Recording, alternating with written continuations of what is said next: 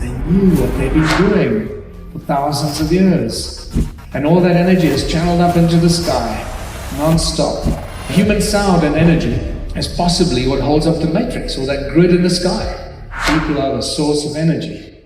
When I first saw the matrix, I had no idea what the hell Morpheus was talking about.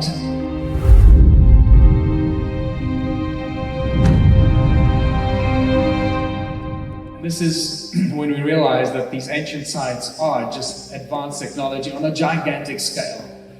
If you just look at that, you see these obelisks, giant antennas sticking up into the sky.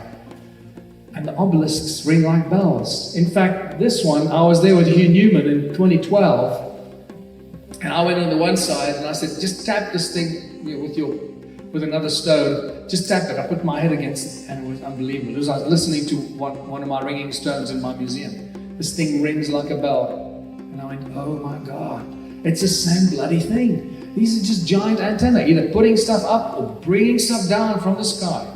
And I realized then, I started looking at it, these temples in Egypt, they're not what we're told they are. They're not temples, they're not places of worship to offer food or kiss butt of the gods or none of that stuff. It's just our baby-like perception of what's going on here. Too many pillars, not enough space, and when you start looking at the, just like everything else, when you start looking at the aerial pictures, your whole perspective changes. And that's when I started to realize, oh my goodness, this is not what we thought it was. Now that I know about the stone circles, I know about the pyramids, I know about Stonehenge, it's all to do with resonators and resonating devices. This is no different. We're just looking at giant templates for giant circuit boards. And that's what these are. Just giant circuit boards for technology of a size that we can't imagine. And microprocessors suddenly become very large macro processors. And these so-called worshipping places for worshipping, like the Parthenon and those two on the left, those are just gigantic macro processors that are part of a giant circuit board. In comparison this to that, it's almost, like really?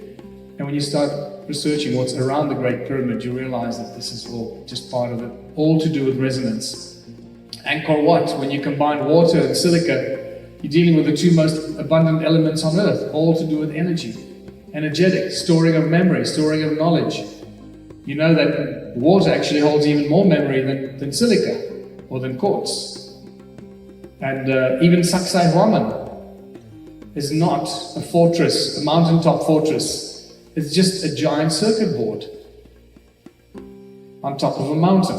And those stone, those walls, those very incredible walls that lead up to it, there are 3 walls there. It means there are 2 channels. And I suspect the reason they got that weird shape is so that they actually create when the wind blows there's a prevailing wind that comes from the edge of the mountain.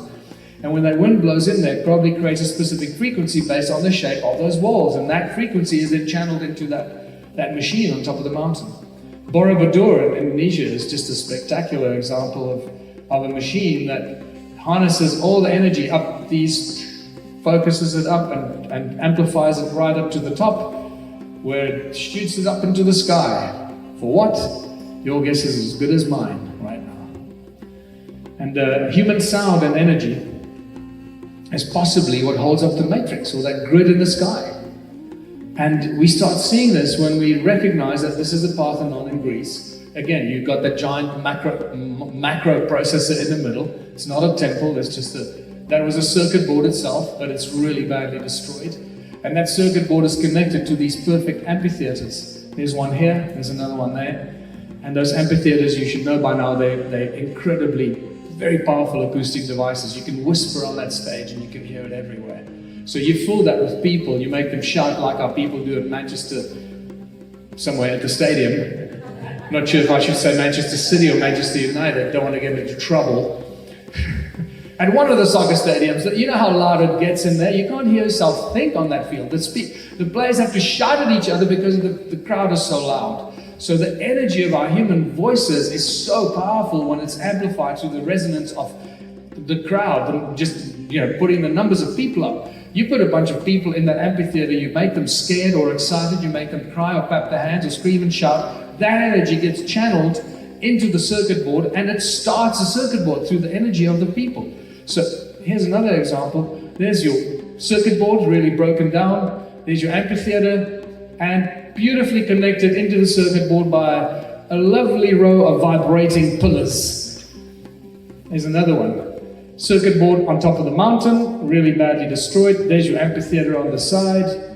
That seems to have been rebuilt in more recent times, but there it is. And here's another one. This is in Algeria, North Africa. There's amphitheaters right in the middle of the circuit board. They didn't play around. They really just put it right where they needed it. And nothing has changed in 2018. Nothing has changed. We just keep plodding along and we have no clue what the bloody hell is going on. The temples have just become churches with giant steeples. Who came up with the design of a church and the tower and the steeple going up into the sky? Who came up with that concept? Really? Why? Why isn't there a hut, a mud hut, or a grass hut, or a flat roof? Or why is it these? Because they knew what they've been doing for thousands of years. People create sound and energy, and they're filled with fear. They clap their hands. They do all kinds of stuff in these places. And all that energy is channeled up into the sky, non-stop. And when you look at the mosques, some of the mosques are actually mind-boggling because they actually have these little towers on them, and they have these little balls on top of the towers. And I've noticed that the balls range from 1 to 5, I believe, balls. So it's almost like they're creating a different pulse as they're sending the sound frequency up into the sky. So they're creating a different pulse rate. Poof, poof, poof, poof, poof, poof. I don't know. You figure that out. And this place here is obviously, that's a big daddy of them all. And nothing has changed. Business centers, cities are just giant energy grids, just circuit boards, making huge amount of sound and noise. Every building vibrates. You've got a beautiful example in London, that giant obelisk in London. It's just a perfect example. Generating huge amounts of energy, noise, and guess what? Just like the stone circles, the cities are also connected by channels that keep making a noise and channeling the noise. We call them highways. Never stops making a noise. And that's exactly what I believe Morpheus meant when he said, people are the source of energy.